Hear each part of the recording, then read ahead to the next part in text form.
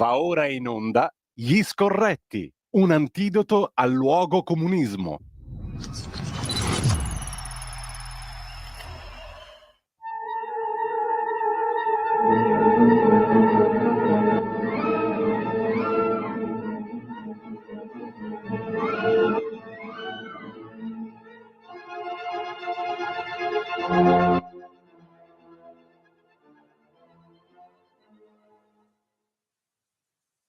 Buongiorno a tutte le ascoltatrici, buongiorno a tutti gli ascoltatori. Dovremmo essere già in collegamento con Carlo Cambi, che vedo per un'altra puntata degli Scorretti. Grazie Carlo per essere con noi anche questo mercoledì. Ciao Cainarca, i miei più sentiti ossequi ed omaggi. Allora, ci sono molte cose delle quali mi piacerebbe parlare con te stamani, ma io non posso fare a meno, perché mi è molto piaciuto il tuo articolo di ieri, di partire da lì. Ieri, per la verità, ne hai fatti due di articoli sulla verità, uno di cronaca e un altro di riflessione più profonda, per così dire, e anche di ricordo. Ricordo di una cosa che forse non tutti ricordano appunto e conoscono, cioè il motivo per cui tutti i giorni, a mezzogiorno, da un bel po' di anni, dal 1500 al 7 ottobre del 1571, le campane delle chiese cattoliche suonano. Mi verrebbe da dire beata ignoranza, perché altrimenti avrebbero già abolito probabilmente questa consuetudine, che ricorda la storica vittoria della Lega Santa contro l'impero ottomano nella battaglia di Lepanto del 1571, del 7 ottobre. Anzi, il 7 ottobre il Papa ebbe una premonizione, no, circa la vittoria, per quello fece suonare le campane. Fu proprio il 7 ottobre, però il Papa Pio V, che peraltro non era uno stinco di santo, era un Papa un po' complicato da raccontare, ebbe questa visione della Madonna che gli diceva che il 7 ottobre era stata la vittoria a Lepanto. Poi in realtà della vittoria si saprà quasi 20 giorni dopo, quando i messi di Marcantonio Colonna, che era l'ammiraglio che comandava le galee pontificie, ritornano a Roma e appunto e quando anche una parte dei veneziani, che era la parte più consistente insieme a quella spagnola della flottiglia. Ti piace questa flottiglia? Sì. Ma la cosa straordinaria è che quel 7 ottobre lì noi ce lo siamo dimenticati, ma io sono appunto, ma loro no, ma i musulmani no. Che Hamas abbia attaccato il 7 ottobre proprio per quel motivo, per dimostrare all'Occidente che loro sono in grado di spazzarlo via, e spazzando via Israele spazzano via l'Occidente. Uno dei motivi per cui noi dovremmo stare attaccati a Israele, il che non significa dire che Netanyahu non si è macchiato anche di una repressione probabilmente troppo crudele e troppo incidente, ma significa riconoscere che esiste una trincea tra il bene e il male, e che per quanto male abbia fatto Netanyahu, Israele comunque sta dalla parte del bene, e per quanto abbiano e che gli altri stanno comunque nella parte del male, che è poi quello che mosse le galee toscane dello Stato Pontificio, del Regno delle Due Sicilie, della Spagna, di Venezia, a muoversi per il controllo del Mediterraneo. E sai perché mi è venuto di fare sto pezzo? Sì. Perché l'altro giorno pensavo che il rettore della mia università di Pisa ha cacciato di fatto gli studenti ebraici, dicendo che non si devono avere rapporti con Israele, non ha difeso un professore che è stato corcato a lezione dai Propal. E mi è venuto in mente che quando ero studente io, per esempio, avevi un esame ignorante come diritto civile, come privato, come procedura civile, come procedura penale, andavamo alla chiesa dei Cavalieri di Santo Stefano, che è in piazza Cavalieri, è attaccata alla Sapienza, quindi immaginati in quella piazza, che peraltro è sorvegliata dalla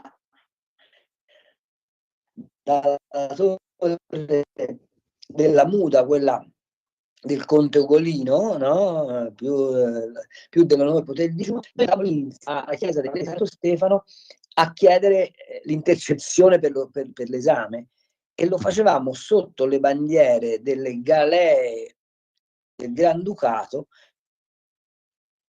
che avevano con fiamma la bandiera della ammiraglia a Lepanto, e ogni volta che guardavamo queste bandiere ci veniva un sussulto di orgoglio, di dignità, di appartenenza alla nostra cultura, che poi a cui avremmo attinto nelle aule della Sapienza lì vicino all'università, e pensare che quel mondo che risale a mezzo secolo fa oggi è finito nel conformismo dei Propal, a me ha dato un'angoscia, da lì questo pezzo.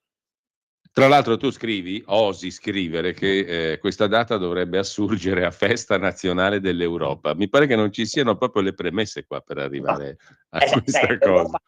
È quella cosa per cui i francesi alla Macron hanno deciso che le radici giudaico-cristiane non devono stare in Costituzione. Ho sentito prima il nostro direttore, al quale faccio i complimenti per la lucidità di analisi, parlare della Francia. Ebbene, a me è venuto in mente una cosa molto più prosaica. Tu sai che io sono molto toscano nella mia radice, e sono i 6 versi iniziali del canto 26esimo dell'Inferno, che è notissimo per la faccenda di Ulisse, ma quei 6 versi iniziali, quelle 2 terzine, danno il senso della vacuità del potere delle città quando sono ingannate da sé medesimi. E dice così: godi Fiorenza, poi che sei sì grande che per mare e per terra batti l'ali, e per l'inferno tuo nome si spande.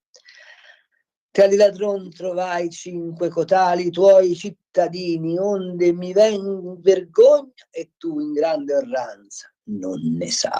Ecco, se tu invece che Fiorenza ci metti godi Parigi, capisci quanto questa gloria usurpata dalla Francia, che si è sempre posta a modello, sia fondata su delle convenzioni truffaldine, come quelle della armata potente, della tenuta del sistema bancario, sostanzialmente, come ci ha insegnato Napoleone, conquistare e grassare i popoli che sottometti, in totale distonia con quella che era la prassi degli italiani e dei romani, che conquistavano spesso e volentieri, arrogantemente imponevano, ma lasciavano che ogni colonia fosse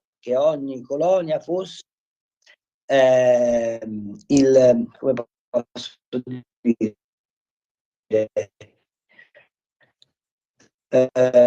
aspetta Carlo, perché ogni tanto abbiamo qualche... grado di... C'ho una telefonata di qualche stronzo che mi chiama, vabbè, è andata via se vuoi. E quindi il contrasto fra noi e i francesi è insanabile, perché è una diversa dimensione della statualità che noi abbiamo nella testa, capisci? E se noi fossimo sufficientemente orgogliosi in Europa, potremmo cominciare a dire agli altri europei che forse il loro modo di intendere la convivenza non è quella propria insegnata da San Benedetto da Norcia, e torno lì e finisco il cerchio, perché devi sapere che a Subiaco, nella biblioteca dei Benedettini, che come tutti lo spero hanno 3 simboli, che sono la croce, il libro e l'aratro, perché San Benedetto imponeva ai monaci di leggere e di studiare. Bene, nella biblioteca di Subiaco, tra l'altro un posto meraviglioso, se avete voglia andateci, ci sono conservati i diari di bordo di Marcantonio Colonna, e c'è una cronaca della battaglia di Lepanto entusiasmante. Ovviamente va letta con la lingua di fine Cinquecento, ma se sei in grado di penetrarne il significato, vedi che c'è questa continua invocazione all'aiuto di Dio, alla protezione della Madonna, e c'è questo continuo confermarsi che stai battendoti per un livello di civiltà superiore. Ecco, io di tutto questo, quando vedo che si inseguono le masse pro-Pal, quando vedo che Francesca Albanese va in televisione e può dire e fare quello che vuole, quando vedo che non c'è nessun argine culturale a questa offensiva, mi offendo e non solo mi offendo, mi preoccupo. Ecco, il senso del mio articolo questo era sostanzialmente. Ecco, e tra l'altro, Carlo, mi richiama a una questione di fondo che è sottesa a quello che hai appena detto e all'articolo che hai scritto ieri per La Verità, al quale poi ci arrivo. Però prima volevo fare un'osservazione, perché tu scrivi un'altra cosa, a mio giudizio, da lettore molto interessante, no? Che vale la pena però di essere approfondita oltre gli slogan veloci e poco proficui. Dietro il sostegno a Gaza, tu scrivi, c'è un disegno anti-occidentale e a svelarlo ci sono anche le analogie tra Lepanto e Loggi. Fai un'osservazione molto interessante. La flottiglia si è mossa lungo la stessa rotta delle galee della Lega Santa che si preparavano allo scontro finale di Lepanto. Però questa flottiglia ha il tono esattamente opposto. E qui mi ricollego a un'altra questione, circa la filosofia di fondo. Io l'ho colta questa questione che tu hai appena illustrato così bene, anche nella reazione che ha avuto Israele alle parole del segretario di Stato Parolin. No? Lì sotto, secondo me, c'è una visione della politica e di noi stessi che è esattamente quella che tu hai tracciato prima. Cioè noi non siamo capaci di avere una linea, diciamo così, di difesa della propria identità come ce l'ha Israele in soldoni. Per me questa è la questione di fondo. Allora Israele, l'ambasciatore israeliano ha risposto al cardinale Parolin mettendo in luce le differenze enormi che ci sono tra noi e loro in questo momento. Il problema è che quel loro, cioè gli israeliani, sono le nostre radici che noi non siamo più capaci di valorizzare e di difendere e di intendere la politica in una maniera appunto conforme a quelli che sono i nostri valori più profondi. Per farla corta, cioè io ti vorrei citare le parole appunto adesso le vado a recuperare, però non so se mi sono spiegato. Quindi, tornando al tuo articolo, questa coalizione, diciamo, anti-occidentale che si raduna dietro il sostegno a Gaza, da chi è composta? Facciamo un elenco, nomi, cognomi, partiti, personaggi, entità, perché a me pare che siano rimasti pochissimi a difendere invece le radici della nostra identità e cultura, anche politica, perché alla fine lo scontro tra Vaticano e Israele ha una radice politica fortissima. Allora, intanto io non sono convinto che sia uno scontro tra Israele e Vaticano, ma è uno scontro fra bergogliani e Israele. Eh,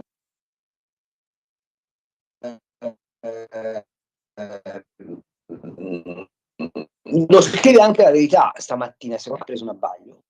Questo non è affatto d'accordo con Parolin e non può esserlo se è americano, cioè non esiste ti spiego, posso rubare 3 minuti? Sì. No, assolutamente.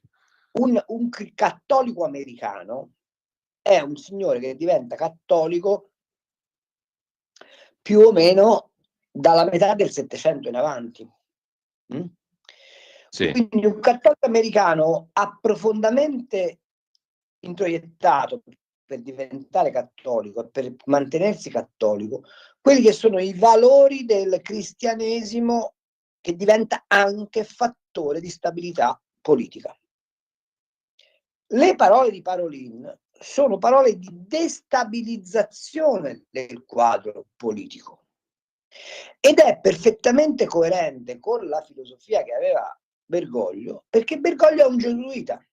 Ecco, però il Papa ha detto la posizione di Parolin è quella della Santa Sede, punto. Fermati. Che altro poteva dire? Avesse detto qualcos'altro, immediatamente avrebbe dovuto prendere Parolin per la tonaca e cacciarlo dalla segreteria di Stato. E in questo momento, secondo me, Prevost ha nella testa il nuovo segretario di Stato, che è Timothy Dolan, l'arcivescovo di New York. Sì. E non lo fa. Sai perché non lo fa adesso? Perché aspetta che Trump abbia il successo sulla Palestina. Sul piano di pace.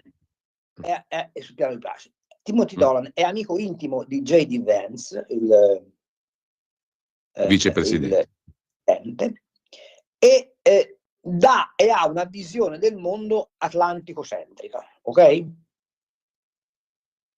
Allora, se lui avesse proceduto oggi alla scomunica di Parolin, col quale peraltro ha un debito di gratitudine, perché Parolin in conclave si è fatto da parte per poter agevolare le elezioni di Prevost, avrebbe fatto un'operazione, diciamo così, intempestiva. Ma la distanza che c'è fra Parolin e Prevost è la stessa distanza che c'è fra me e la Schlein. Allora Carlo, ti fermo un attimo perché abbiamo la micro pausa delle 10, ma tra pochi secondi siamo qua. Dopo continuiamo. Sì. Stai ascoltando Radio Libertà, la tua voce libera, senza filtri né censure, la tua radio.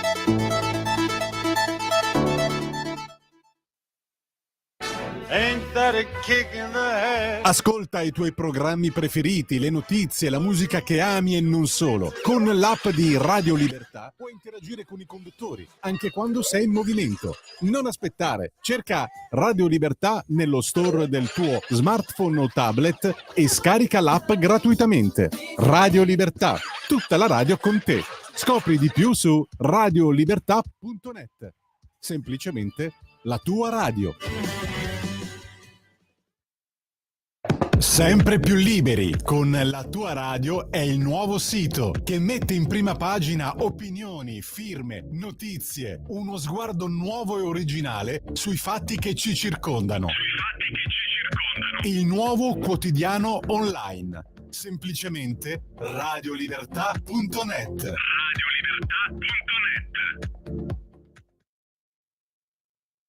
Carlo, rieccoci, stavi concludendo il ragionamento. C'è questa distanza, e la prova che è così, secondo me, sta nel fatto che immediatamente dopo aver detto guardate che io sono d'accordo con Parolin, il Papa annuncia il suo primo viaggio Libano e Turchia.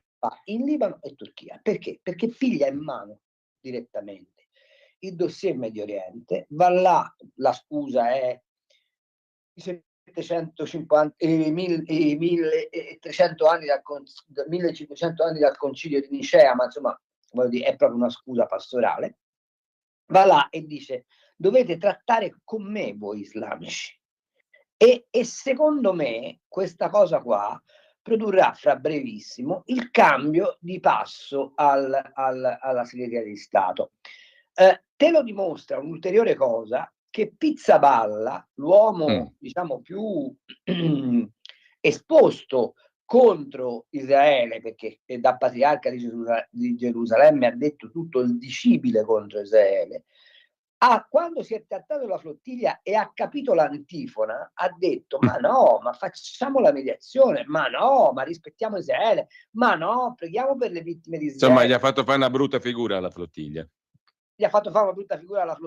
Smontando la narrazione mondialista bergogliana, che è quella a cui si è acconciato Parolin. Quindi secondo me Parolin ha fatto una fuga in avanti per dimostrare al Papa che lui aveva ancora la possibilità di incidere. Lo ha fatto probabilmente per accontentare anche i suoi dante causa in Italia. Come epitaffio, diciamo. Ma quasi come sfida della serie, guarda che io mi porto dietro la CEI, la Chiesa italiana, e ti faccio fare cattiva vita.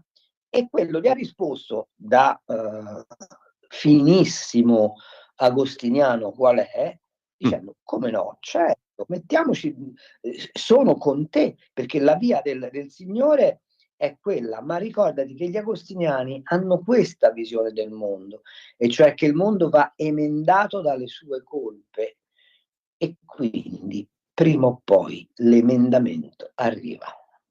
Carlo, grazie, perché così ho capito tutto, veramente, di quello che sta succedendo. Volevo però citarti una frase, quella dell'ambasciatore israeliano che proprio ha risposto al segretario di Stato Parolin, perché volevo la tua opinione su quello che io ci ho colto, volevo capire se ho colto qualcosa di significativo o no, perché l'ambasciatore israeliano alle parole del segretario di Stato Parolin ha risposto così: ciò che più preoccupa, nelle parole del cardinale Parolin, è l'uso problematico dell'equivalenza morale laddove non è pertinente. Per esempio, l'applicazione del termine massacro, carneficina, ha detto Parolin, no? Sia all'attacco di Hamas del 7 ottobre, l'attacco genocida, ha detto l'ambasciatore israeliano, sia al legittimo diritto di Israele all'autodifesa. Non esiste equivalenza morale tra uno Stato democratico che protegge i propri cittadini e un'organizzazione terroristica intenzionata a ucciderli. Allora, a me sembra che l'ambasciatore israeliano abbia colto il punto, che poi è l'architrave anche del tuo articolo di ieri, cioè Israele è capace di difendere ciò che l'ambasciatore israeliano chiama i propri cittadini, difendere se stesso. Mentre se tu mi definisci allo stesso modo carneficina, massacro, genocidio addirittura, quello che ha fatto Hamas il 7 ottobre 23 e l'azione di risposta di Israele, tu non sei più capace di difendere i tuoi cittadini, o sbaglio? No, non solo non sei capace di, ma hai, come dire, valichi quel confine tra bene e male di cui si diceva prima. Appunto. Cioè, se il... Ma com'è che noi non riusciamo più a cogliere questa ovvietà? Questo è il punto, no? Per cui alla fine è la stessa domanda che ti facevo tante puntate fa, abbiamo fatto delle bellissime discussioni su questo, hai fatto delle bellissime osservazioni sul fatto che non riusciamo a immedesimarci con Israele in maniera istintiva, spontanea e anche ragionata. Ma mi sembra logico stare da quella parte lì, semplicemente logico. Non è questione di guerra, di fare la guerra, di escludere gli altri, è questione di difendere se stessi in maniera lineare, semplice, pulita. Allora, per stare dalla parte di Israele, tu devi avere una coscienza profondamente liberale e laica, altrimenti non ce la fai. Guarda, io non voglio essere molto, cioè, come dire, cattivo, ma in Italia si stanno fondendo, e fossi Elly Schlein, questa domanda me la porrei, due antisemitismi evidenti. Uno, che è il retaggio del fascismo.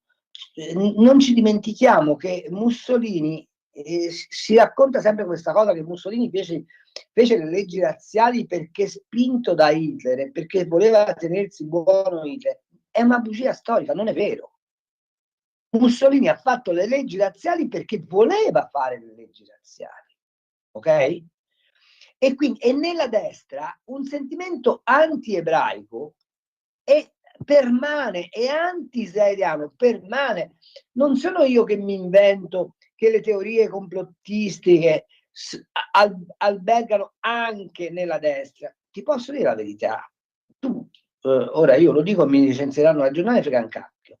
Tu prova a leggere i veneziani in trasparenza. Sì, è chiaro. E troverai sempre una venatura antisemita in quello che scrive. È vero, è perfettamente vero. E poi si salda l'altro antisemitismo, che è quella del fanatismo marxista.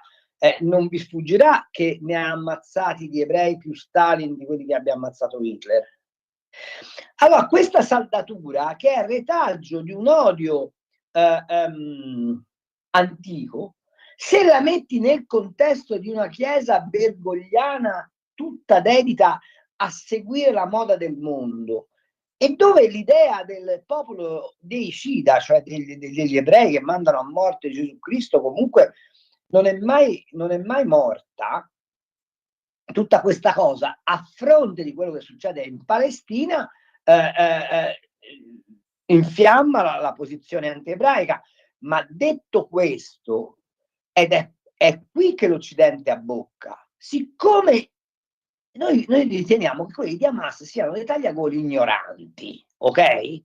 Hanno dietro una teorizzazione teocratica, soprattutto alimentata in Iran dai sunniti e in Qatar, che è spaventosa. Loro sanno perfettamente che quello che hanno fatto il 7 ottobre è un grimaldello per smontare l'Occidente e finalmente arrivare alla sunna. Il mio pezzo questo voleva dire. Guardate che quando i veneziani sollecitano il resto del mondo cattolico dicendo hanno peccato Famagosta, dobbiamo reagire, li chiamano a raccolta non sull'interesse veneziano, ma sulla necessità che il cristianesimo non fosse soggiogato dagli ottomani, perché altrimenti ciò che toccava a Venezia e a Famagosta sarebbe prima o poi toccata a tutti. E quello che noi non abbiamo capito è questo. Ed è Carlo, drammatico che nei partiti politici del centrodestra, che dovrebbero ormai aver acquisito una dimensione dello Stato liberale, non ci sia la consapevolezza che la partita che si sta giocando è questa.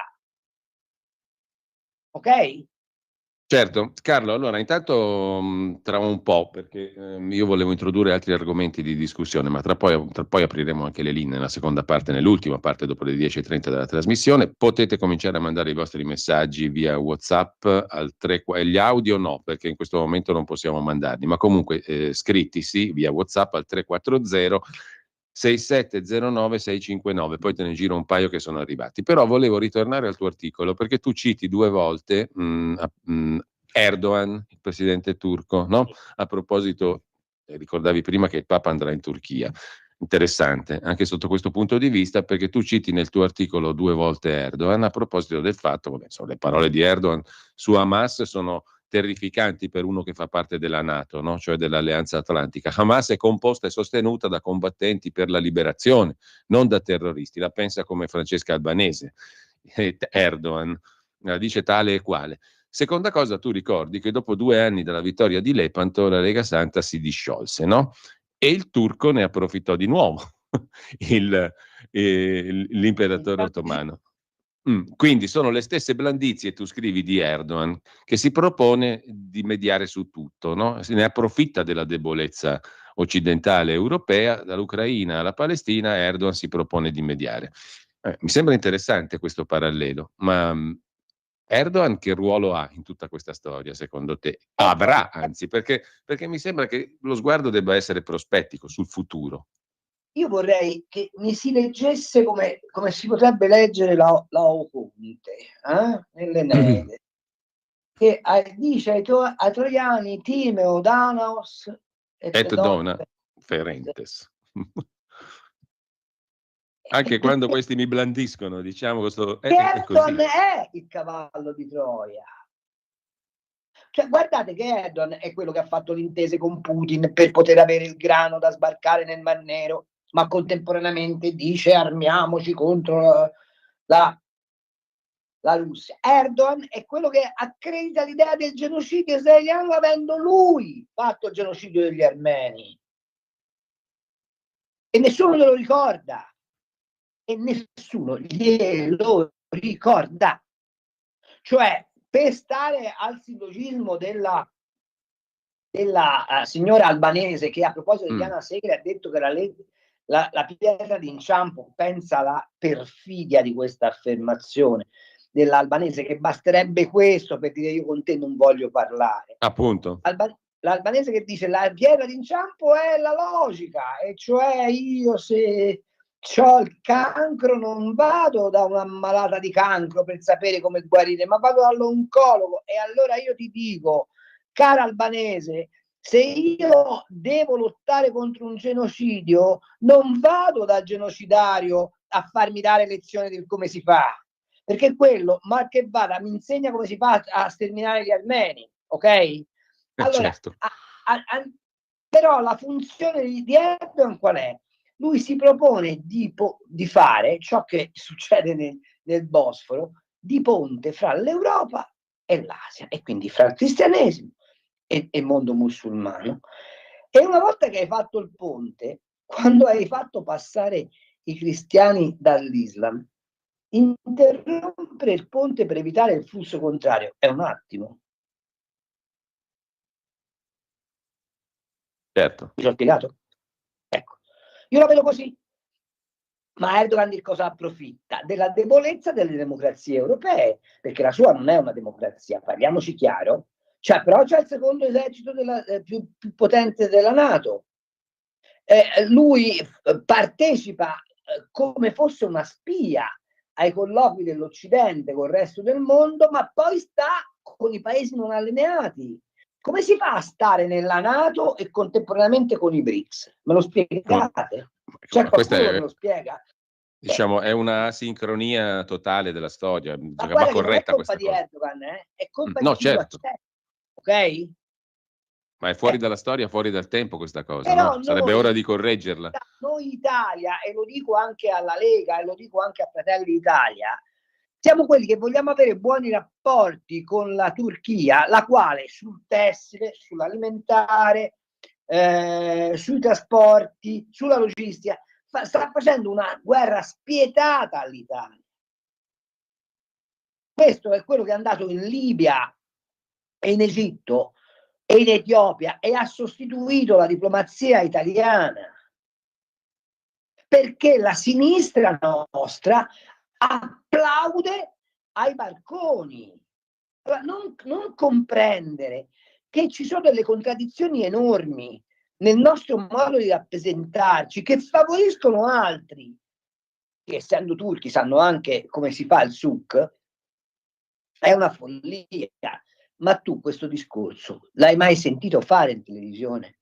Hai mai sentito che in un partito del centrodestra si aprisse una sessione per ragionare di quale ruolo abbia la Turchia oggi sul contesto internazionale e come fare a contrastarla? No, assolutamente no, zero. No. Se io vado in TV e dico queste cose, sai cosa fanno? Mi tolgono l'audio. Però la verità vera è questa, non è un'altra. Cioè, io non è che ho le doti divinatorie, metto in Ecco, piedi ma fatto. a proposito di aspetto mediatico e anche politico, no? Allora io vorrei capire come la pensi tu su una cosa, A te perché pare, io scusa, finisco, ma a te pare sì, accettabile che Tajani continua con questo cerchiobottismo esasperato senza pigliare per una volta una posizione dicendo scusate un attimo, discutiamo dei modi di Netanyahu, ma una cosa è sicura: Israele non si discute perché è democrazia. Secondo te è un'affermazione che andrebbe fatta, sì o no, da parte del governo italiano? ma O certamente sì, abbiamo secondo paura che la me. signora Schlein e Landini, siccome ti scatenano i propal, alla fine ti mettono in difficoltà? Ecco, Cioè, questo è il punto. Allora, mi hai già risposto perché la domanda che ti volevo fare è proprio questa, sia sul versante politico che su quello mediatico. E prendo spunto da quella figura che anche tu hai citato nell'articolo e di cui parlavi poco fa. Questa la qualificano come giurista, no? La dottoressa albanese, la quale, diciamo, è super vezzeggiata dai mezzi di comunicazione. Ma non mi interessa di lei perché a me crea una repulsione immediata il suo comparire tra ovunque, l'altro no? è una bugiarda conclamata, voglio dire, non è che... Ha una sua, diciamo, ideologia, ha una sua fissa, è tutta è manipolativa. Come non mi interessa di lei, però mi interessa il motivo per cui questa è diventata una star televisiva. Questo ha un riflesso mediatico sul quale vale la pena di riflettere. Perché? Perché continuano a chiamarla questa qui? Primo. Secondo, dal punto di vista politico, io ho notato che sempre attraverso le reazioni politiche e mediatiche c'è stata un'estrema cautela nel giudicare la flottiglia, le piazze che ne sono conseguite, tutti prudenti, tutti diciamo quasi quasi, e tutto discendeva forse da quella considerazione che ha fatto anche la stessa Premier, che alla fine la reazione di Israele è stata sproporzionata.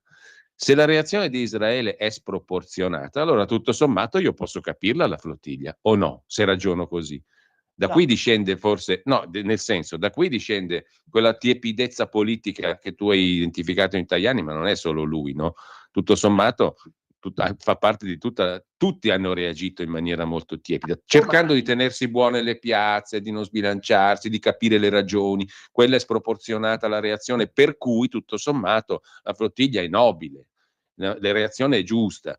Cioè, capisci, tutto mi sembra strutturato in quello. Perché? Perché hanno paura delle piazze? Perché lo pensano veramente? Tu che idea ti sei fatto? Mi sono fatto l'idea che è ignavia, è semplicemente ignavia. Ti faccio una domanda. Perché è accettabile che al Parlamento europeo e la signora Schlein, scusami, la signora von der Leyen dica ci dobbiamo armare contro Putin perché è in gioco la democrazia, e nessuno dei partiti del centrodestra sia andato in Europa a porre questa semplice mozione? Ma per evitare la reazione di Israele, noi europei ci siamo armati e siamo andati in Palestina a fare la pulizia secondo i canoni della correttezza che adesso Israele sta facendo secondo i canoni della vendetta? Perché l'8 ottobre le truppe europee e la diplomazia europea non stavano a Gaza a dire ad Hamas: avete rotto le palle, ora vi pettiniamo noi, in nome della difesa democratica? Perché? Se noi ci possiamo permettere di dire: affamate i vostri figli perché ci dobbiamo armare contro Putin. Perché? Dove sta la simmetria tra l'Europa che difende la democrazia ucraina e l'Europa che abbandona la democrazia israeliana?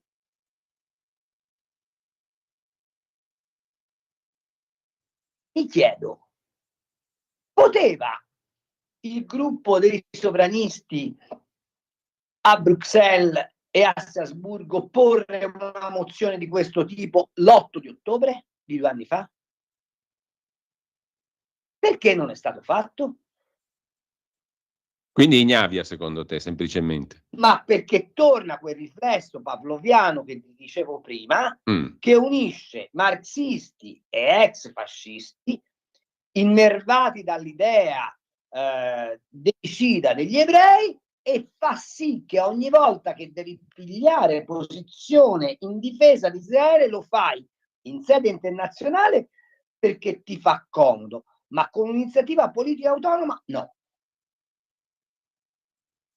Eh sì, è così, Carlo. Intanto, Meloni denunciata per concorso in genocidio. Oggi sto guardando la prima pagina. Vuol dire che non ti salvi comunque con l'ignavia, no? Tutto sommato. Ma no, infatti, il problema qual è? È che questa, come posso dire, questa tolleranza, ora sarà che io sono malato di Karl Popper e sono convinto che abbia ragione lui, che l'eccesso di tolleranza alla fine genera l'intolleranza, ok? Allora, domando, ieri sera a Bologna la manifestazione era vietata. Vietata. Quindi se la fai lo stesso vai contro la legge, ok? Sì.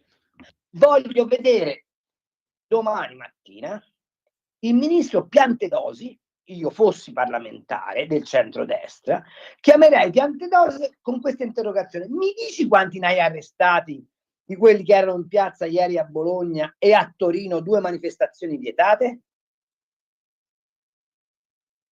Ma la stessa cosa vale anche per l'occupazione della tangenziale l'altra settimana a Milano, ha bloccato il cioè, scusami, non erano state fatte il famoso decreto di sicurezza contro il quale ci si schierava perché era repressivo. Che fine ha fatto? Dov'è? Appunto dico, non sono state fatte queste nuove norme, se tu blocchi la circolazione, ti vengo, ti acchiappo, ti faccio un paiolo così. Però se andiamo io e te, Carlo, a bloccare la tangenziale, ci mettono dentro. Questi no, possono fare quello che vogliono. Se io e te non paghiamo un divieto di sosta, ci arriva la multa quintuplicata e ti fanno il pignoramento diretto sul conto corrente.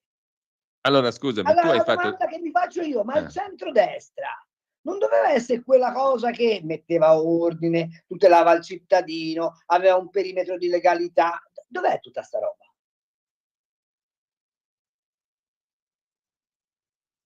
Ma ti dicono che devi essere prudente perché altrimenti si rischiano guai peggiori in questo caso, no? Allora, l'altra cosa, ci vogliamo rendere conto che la Schlein ha portato il Partito Democratico su un terreno movimentista, costruendo una comfort zone per coloro i quali sono antagonisti a prescindere, e che Landini, avendo indirizzato il suo sindacato alla protesta per la protesta, stanno coltivando un'idea eversiva dello Stato, sì o no? E un approfondimento politico su questo tema, che è quello che per esempio stanno facendo i riformisti del PD, penso a Guerini, alla Quarta Palle, a Gori, in parte a Bonaccini, sicuramente a Verini, sicuramente a Malpezzi, i quali si stanno domandando: ma noi siamo ancora un partito destinato a governare e quindi a rispettare le regole del gioco? o siamo diventati un'accolita di tutto ciò che è protesta, inseguendo Verdi e Sinistra e inseguendo il populismo di Conte? Ma che questo possa essere un reale pericolo per la tenuta delle istituzioni. Ma guarda che a me questa postura qua ricorda moltissimo alcune federazioni del PC, penso a quella di Reggio Emilia, penso a quella di Ancona, penso a quella di Ferrara, penso a quella di Ravenna, penso a quella di Milano, che di fronte alle prime pistolettate delle Brigate Rosse avevano atteggiamenti di tolleranza connivente. Guardate che la svolta del PC avviene soltanto quando questi delle Brigate Rosse sbagliano bersaglio e ammazzano Guido Rossa. Perché se non ammazzavano Guido Rossa, i compagni che sbagliano erano andati avanti molto. Allora Carlo, ti giro intanto qualche messaggio, poi abbiamo tra pochi minuti la pausa. Allora, primo messaggio al 3406709659. Dimmi Carlo. Ti vedo muto, non capisco se sei concordo, non concordo. No, io sono perfettamente d'accordo con te. Ti stavo seguendo e nel contempo però volevo anche dar conto dei vari messaggi che sono arrivati.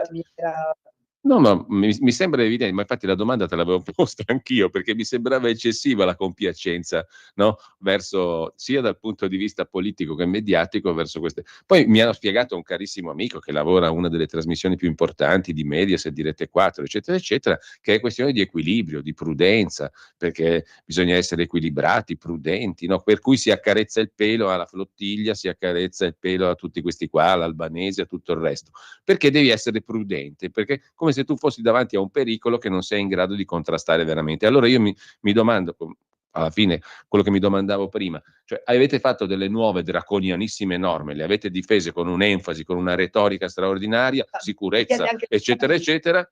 Allora chi ha ragione? Ha ragione quelli lì che vi prendono per il culo, scusami, no? No, dico, ma no, nota bene che per esempio Salvini si è preso una marea di insulti di fascista, eccetera, eccetera. Appunto. Ma dove l'hai visto te un governo fascista che fa delle norme draconiane e non le applica? Appunto. Cioè, non lo so. Comunque ti giro qualche messaggio, Carlo. Qui nella cattolicissima Spagna, scrive un nostro ascoltatore dalla terra iberica, le campane non le suonano il 7 di ottobre. Non lo so se sia così. Dario, le radici giudaico-cristiane nella Costituzione europea non ci sono perché non c'è una Costituzione europea rimasta incompiuta. I democraticissimi nazisti tedeschi, anche loro difendevano il loro popolo uccidendo 10 italiani per ogni tedesco ucciso fosse Ardeatine. In Israele il rapporto ha raggiunto 50-1, ancora più democratici. Carlo, te la lascio subito il commento. Perché non lo commento perché è inaccettabile. Che c'entra? Capisci cosa c'è in giro, Carlo? Capisci cosa... Ma tu capisci cosa c'è in giro? Perché non è una roba isolata questa. Allora, sentendo voi due, se non c'è genocidio a Gaza ma solo strage, non siete filogenocidi ma solo filostragisti. Consolante. Visto cosa c'è in giro, Carlo? Io, signore, spiego che perché ci sia un genocidio vuol dire che c'è un disegno di sterminio di un popolo a prescindere da qualsiasi altra situazione, cioè vuol dire che si vuole uccidere quel popolo per il semplice fatto che esiste. Le faccio presente che in Israele metà della popolazione è palestinese, che continua a lavorare, a percepire uno stipendio, ad essere rappresentata in Parlamento. Ad essere rappresentata in Parlamento. Se fosse genocidio, vorrebbe dire che Israele si arma per annientare i palestinesi in quanto tali. Israele si è armato perché Hamas usa i civili come scudi umani e perché stabilisce le sue basi militari sotto le scuole, sotto gli ospedali e in mezzo alle case dei palestinesi. Io vorrei che lei ascoltasse l'appello fatto dalla ANP, che è l'autorità nazionale palestinese, la quale ha detto ad Hamas: andatevene e liberate il popolo palestinese dalla vostra presenza. lo ha ribadito Abu Mazen e lo ha detto alle Nazioni Unite Mustafa. Allora, mi perdoni, se fosse genocidio, secondo lei, l'autorità nazionale palestinese direbbe ad Hamas vattene o direbbe combattiamo insieme contro chi ci vuole morti a prescindere? Punto. Carlo, fammi dire una cosa perché poi dobbiamo fare la pausa. Tu sei raziocinante, usi la ragione, guardi i fatti, sei liberale, sei laico. Io invece ho la sensazione che questa qui sia una categoria protetta minoritarissima e che le Francesche albanesi stiano in tanti, siano dappertutto. Ne abbiamo tante di Francesche albanesi intorno. Comunque ci risentiamo tra poco, adesso cade la comunicazione, la ristabiliamo, siamo qui tra 2 minuti, tra pochissimo. Ok, ciao. Stai ascoltando Radio Libertà. la tua voce libera, senza filtri né censura. La tua radio. Lo amiamo perché ci offre sempre le cose più buone e naturali. Linea Alberto Acerbis. Ma buongiorno a tutti gli amici di Radio Libertà, eccolo qua, mamma mia, io vi vedo, vi vedo con gli occhi al cielo, mamma mia, che amore qua ancora Alberto Acerbis, abbiate pazienza, un minuto, visitate olioacerbis.com, andate nel reparto dell'integrazione, troverete in modo particolare, questo è il momento, Bronco Free. Cos'è che schi? Bronco Free. Bronco Free noi lo proponiamo su questa emittente da 23 anni. Matteo si ricorda. Perché è importante Bronco Free? Perché in maniera naturale e non chimica calma tosse grassa, tosse secca, fluidifica il catarro in eccesso per facilitare l'espettorazione. Che parlo difficile. Per facilitare l'espettorazione.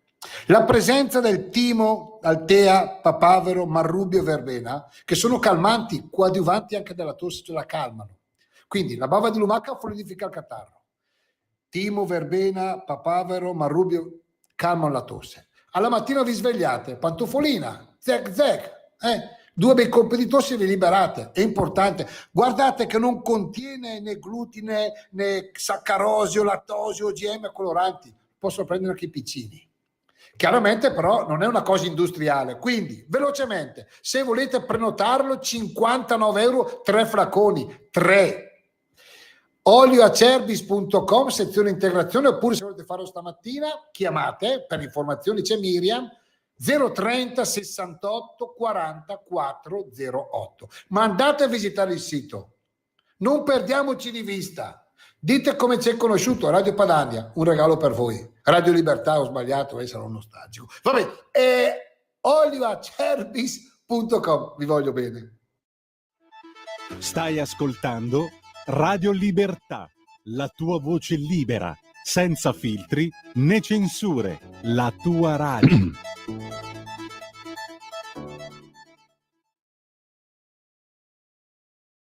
Allora, dovremmo essere di nuovo in onda anche... Sì, Carlo, ci sei?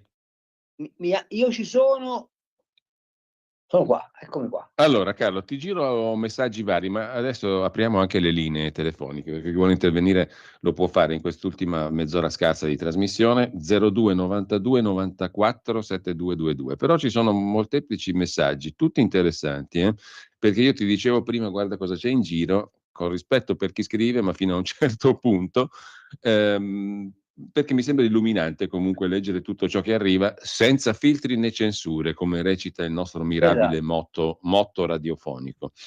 Allora, siamo filostragisti, ma hai già risposto prima. Gianni da Roma ci scrive: caro Cambi, lei dice che sia la destra che la sinistra covano in egual misura sentimenti antisemiti. Non mi pare però che siano stati studenti di destra a picchiare il professore ebreo in università. Non mi pare neanche che nei cortei anti-Israele con striscioni che inneggiavano il 7 ottobre ci fossero studenti e persone di destra. Infine non mi sembra che Francesca, la nuova Madonna sinistra regina dei Propal, voti o tifi per la destra. Non crede? Scrive Gianni. No, forse non mi sono spiegato bene, appunto. ed è probabilmente vero che ci sia nella prassi oggi, soprattutto a sinistra, un atteggiamento antisemita, è assolutamente vero. Il mio ragionamento è un po' diverso. è che rimane nelle pieghe della destra, e soprattutto della destra che si richiama a ciò che fu il fascismo in questo paese, una scoria di antipatia verso Israele, che soltanto l'avvento di forze liberali, ricordo le lotte che facemmo con la Malfa, con Spadolini, con Malagodi, con una parte dei socialisti, per convincere la società italiana e anche i democristiani che il rapporto con gli ebrei andava assolutamente ripristinato.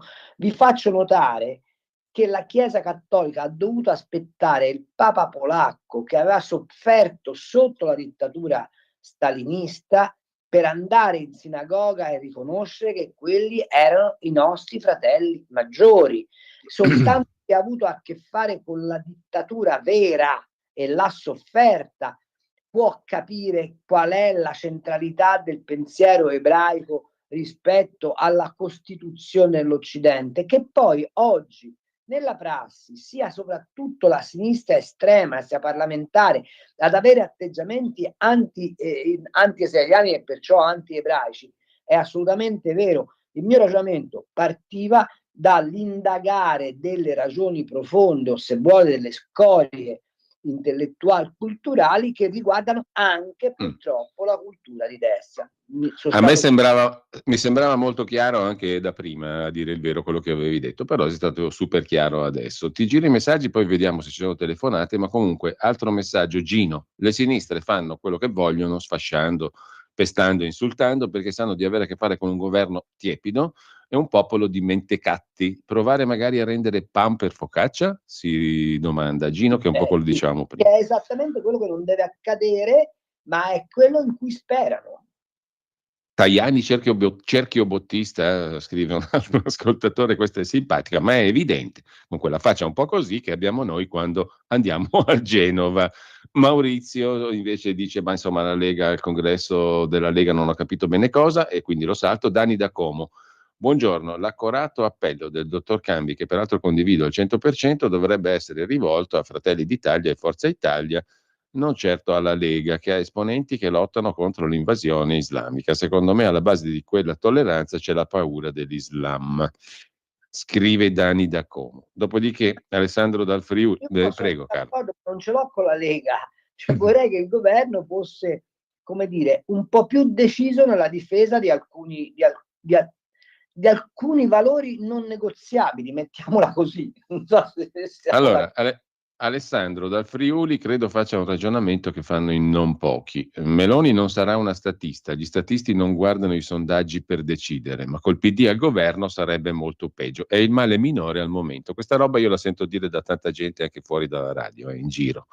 Un altro messaggio. Buongiorno, grazie per le corrette informazioni che portano senz'altro condivisione. 2, perché non vengono arrestati gli organizzatori di certe manifestazioni per reati o crimini contro gli italiani? E qui torniamo all'applicazione delle famose draconiane norme del decreto sicurezza, di cui sopra Raul da Cesano Maderno. Qualche settimana fa Carlo ha chiesto di mandare un singolo passo di Bibbia o Vangeli dove viene ordinato uno sterminio.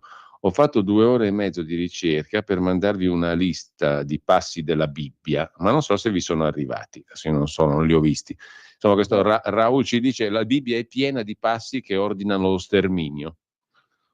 Ma non degli infedeli. La differenza sta lì. Ok? Che non è un dettaglio. Un ultimo messaggio, poi abbiamo diverse chiamate, mi dicono 5 dalla regia addirittura. Comunque le mettiamo in fila se ci riusciamo. Allora, ultimo messaggio, Paolo da Valenza: una minima risposta alle legittime domande di Carlo Cambi la potrete riscontrare nell'idealismo cieco che giornalisti come Luca Telese si ostinano a diffondere ogni giorno. Salute a tutti.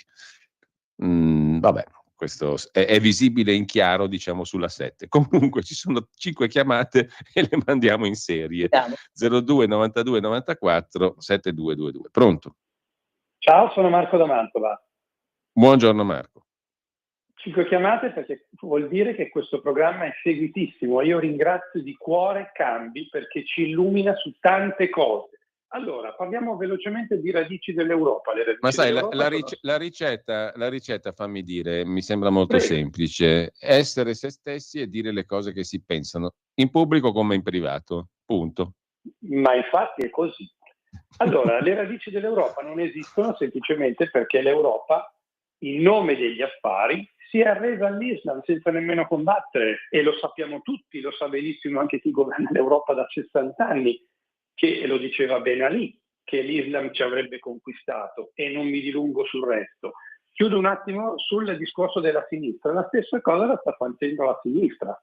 La sinistra, pur di tornare al potere, si sta affidando alle frange dei Pro-Pal, che sono molto spesso frutto dei centri sociali e dei palestinesi o degli arabi in generale, i quali hanno creato delle enclave nelle nostre città perché non condividono, proprio perché hanno un'identità molto forte, i nostri valori, e li combattono, però facciamo finta di non vederlo, e la destra è troppo debole. Ciao, grazie. Ciao, grazie Marco, c'è un'altra telefonata. Pronto? Pronto? Buongiorno. Pronto, buongiorno, sono Gianni da Roma. Volevo chiedere a entrambe a che cosa attribuite questo tipo di legame che c'è fra le sinistre e il mondo arabo integralista, più o meno, cioè proprio dal punto di vista storico, perché non mi spiego. Loro, soprattutto queste ultime propagande, le puntano sui morti a Gaza, che ovviamente è uno spettacolo indecente. Vabbè, le guerre sono guerre, lo sappiamo tutti, più o meno combattute con metodi più o meno leciti. Però quello che mi chiedo è che ci sono tantissime situazioni nel mondo, forse anche più gravi di Gaza, però questa collusione che ha la sinistra con questo mondo, volevo chiedere soprattutto al dottor Cambi a che cosa attribuisce, perché poi io ricordo un fatto e chiudo, un fatto accaduto molti anni fa, ossia la strage di Bologna. La strage di Bologna ovviamente è stata attribuita al mondo neofascista, però ci furono testimoni all'epoca, questo ovviamente lo riporto perché l'ho sentito, l'ho letto, ma non so se... testimoni che dicevano che nei pressi della stazione c'erano dei personaggi di chiara matrice araba che andavano in giro con delle valigie, e so che in quei tempi c'era maretta tra alcune parti della sinistra e quel mondo, e ci furono anche delle rivendicazioni che dicevano che avrebbero, se il governo italiano dell'epoca non avesse fatto alcune cose, questi tizi avrebbero fatto degli atti molto violenti. Tutto qui, volevo sapere a che cosa principalmente attribuisce questo legame storico. Bene. Grazie. Devo essere sgradevole per chi è ancora in attesa, però siate sintetici perché ci sono altre 3 telefonate in attesa. Pronto? Tocca a me? Sì. Pronto? Sì, buongiorno. Buongiorno.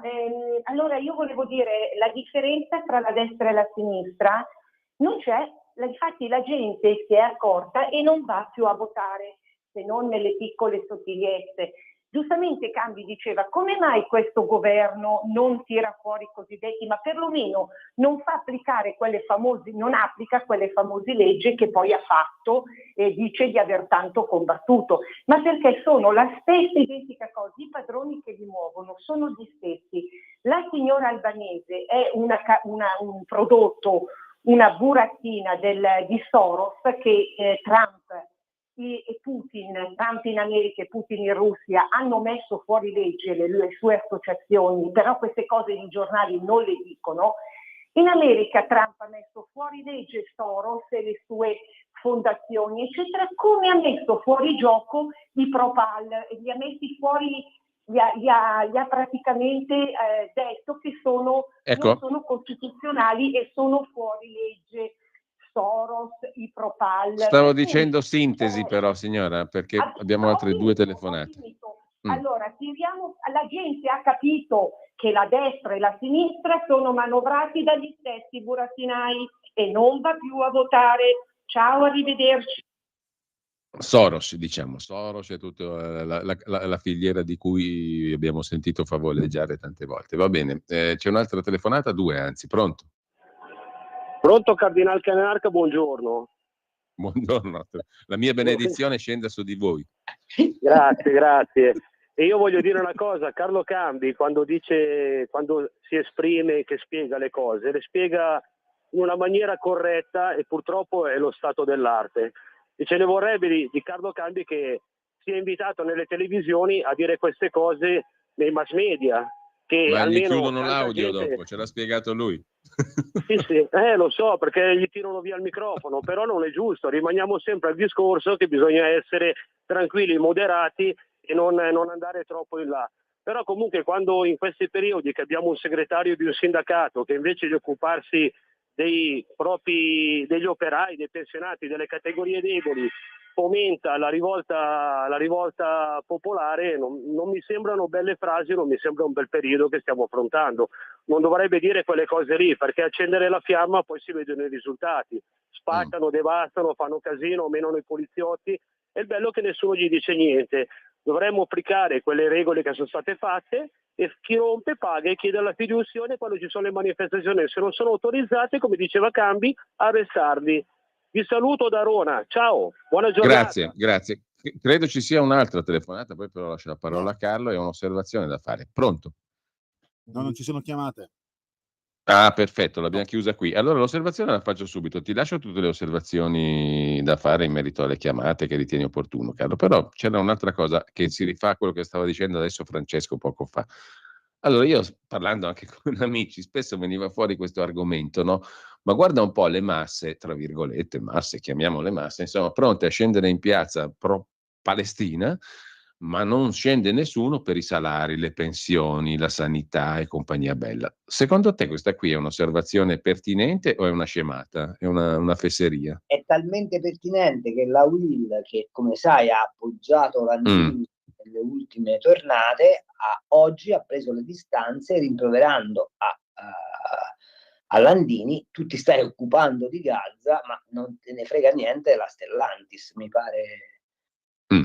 pare che poi dopo dentro le piazze pro-Pal emerga anche un malessere sociale derivante dal fatto che il potere d'acquisto delle famiglie è sempre più eroso, è un altro paio di maniche, ma l'intento di Landini non è quello di portare in piazza l'argomento sindacale, ma di creare un clima di destabilizzazione in modo che lui possa pigliare la leadership della sinistra, di quella sinistra incarnata dalla Schlein, che però non è capace di governare. Ecco, su tutto questo a me ha colpito una cosa, mi stavo quasi dimenticando di chiedertela, perché mi ha colpito, a proposito di CGIL, tra le motivazioni dello sciopero generale dell'altra settimana, è stato fatto 2 volte in maniera significativa il nome del presidente Mattarella. Io nel comunicato della CGIL l'ho letto un po' come il richiamo al padre protettore, al nume tutelare, a proposito, a sproposito, non lo so. Allora, Mattarella è stato chiamato in causa strumentalmente, secondo te, dalla CGIL o è veramente il nume tutelare di tutta sta roba qua? No, allora, secondo me loro sono convinti che Mattarella sia il garante della loro impunità, tra virgolette. Però ieri Mattarella li ha sconfessati, perché ha detto che è da imbecilli sfilare con gli striscioni il 7 ottobre resistenza della Palestina.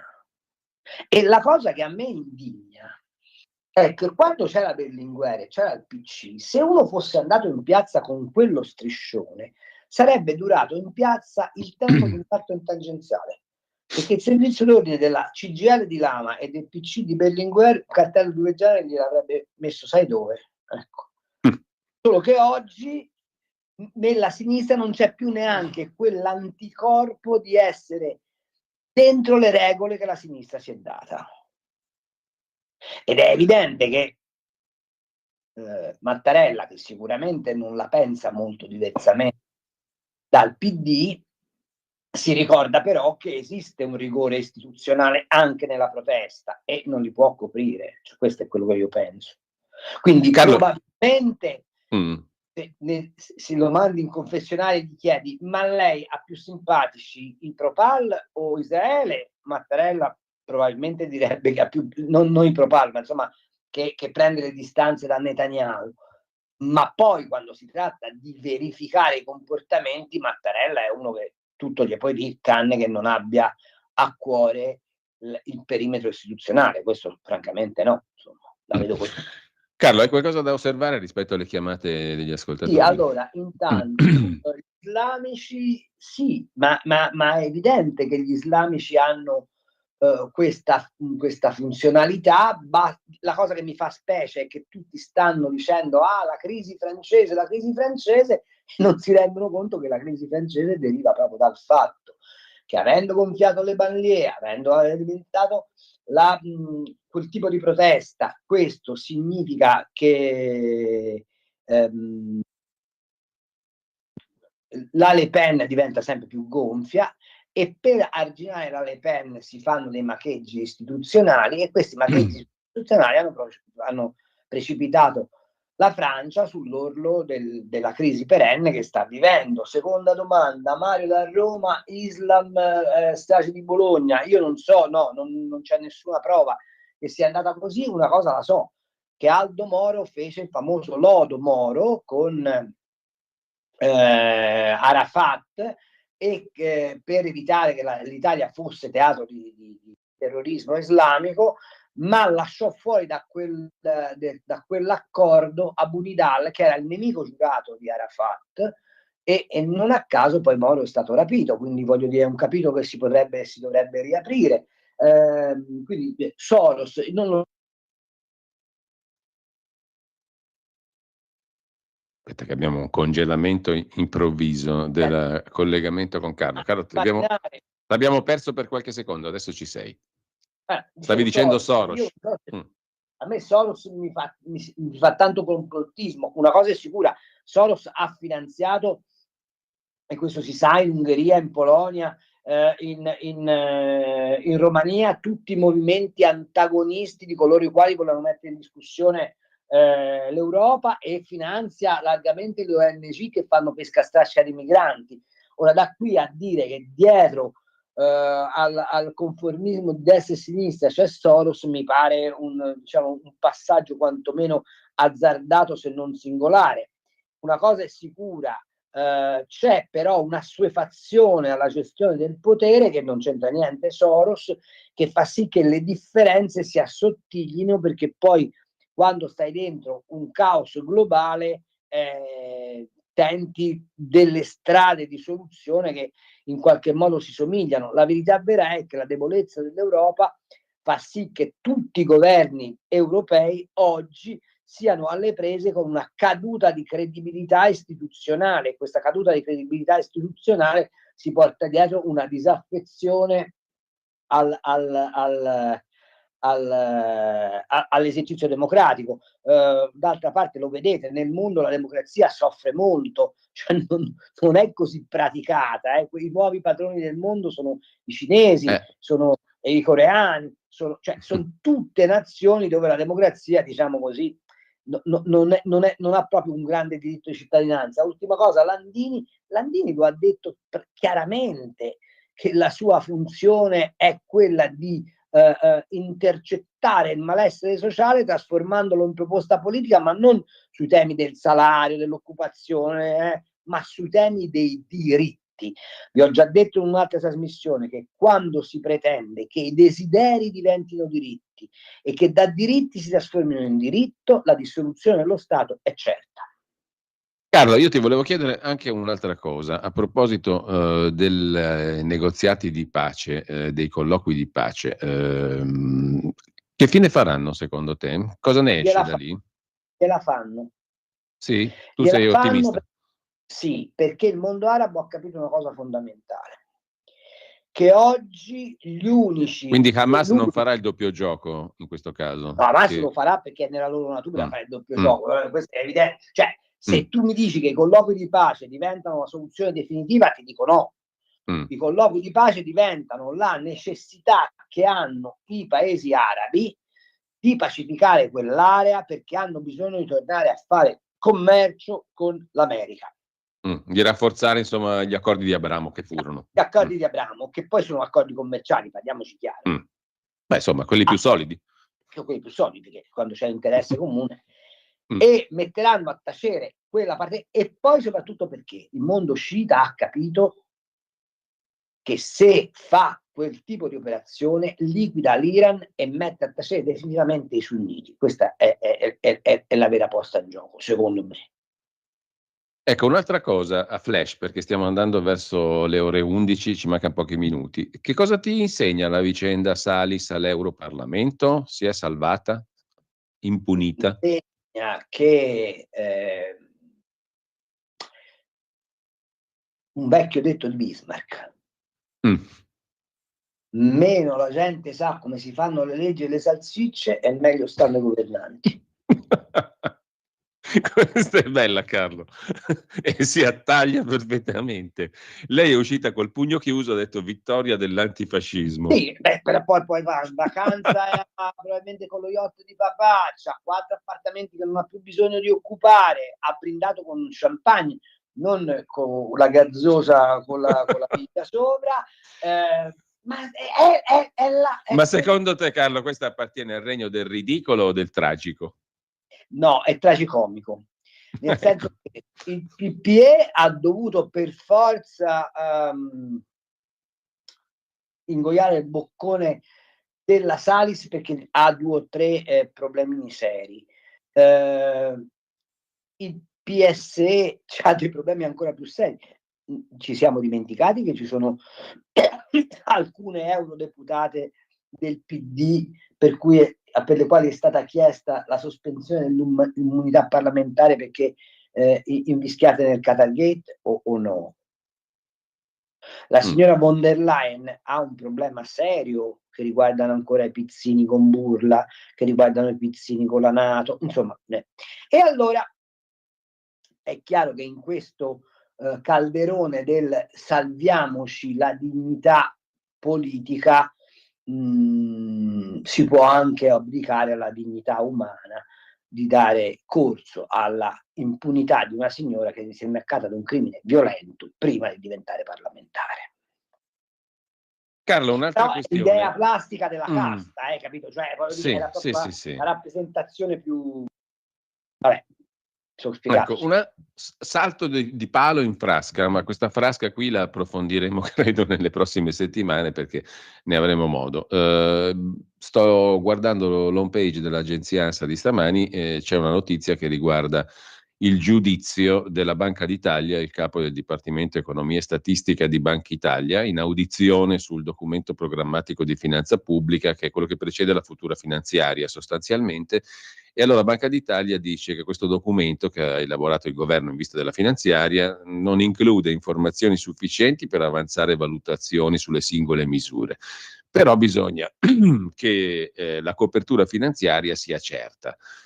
Sarebbe opportuno limitare gli incrementi di spesa o le riduzioni di entrata di natura temporanea perché non hanno effetti stabili sulla domanda e aumentano soltanto il debito. E soprattutto siamo in una situazione economica, dice Banca d'Italia, di crescita molto modesta, per cui la finanziaria non può essere sto granché. La faccio breve, la faccio un po' troppo corta e sommaria. Tu che ne dici? Ma le dico che dato il perimetro Giorgetti ha fatto miracoli, nel senso che se ci siamo dalla procedura di infrazione per deficit eccessivo già ci consente di metterci al tavolino oggi in Europa in una posizione di primazia, perché vuol dire che stiamo meglio della Francia sicuramente, meglio della Spagna, meglio della Germania dal punto di vista della stabilità economica.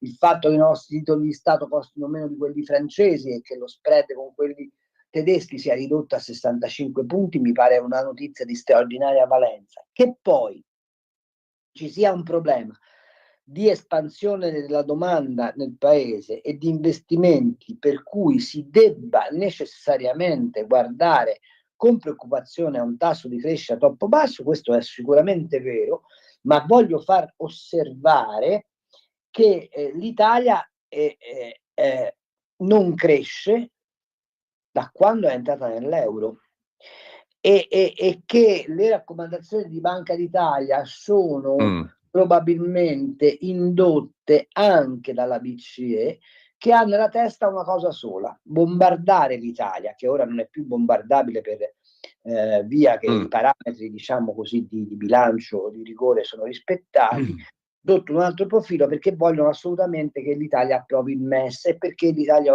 dovrebbe approvare il MES? Perché in questo momento il paese che ne ha bisogno è la Francia, e guarda caso la signora Lagarde è francese. Quindi questo documento di Banca Italia secondo me è in parte condivisibile, perché è vero che la crescita è bassa, e in parte è inficiato da una pressione politica che non è autonoma di Palazzo Koch, ma arriva dall'Eurotower. Ecco, sono le 10:59 e le 11 già, ci salutiamo, però magari riprenderemo sto argomento, perché Sì, il problema dell'economia reale però va... diffusamente, insomma. No, il problema dell'economia reale però dovremmo affrontarlo con maggior decisione, secondo me, perché guarda, se ti guardi in giro qua non c'è un fiorire di attività economiche. Lì c'è una strada sola, bisogna avere il coraggio di interrompere la spirale bonus tasse, cioè bisogna togliere le tasse e bisogna avere il coraggio di dire espandiamo la domanda interna, perché con la domanda interna noi riusciamo a costruire una ripresa più solida, ma è lungo il ragionamento, dai. Vabbè, lo faremo. Io intanto ringrazio davvero Carlo Cambi, tutti coloro che ci hanno seguito, quelli che sono intervenuti e quelli no. Grazie a tutti, grazie soprattutto a Carlo Cambi. Buon pomeriggio, buona prosecuzione di ascolto. Ciao.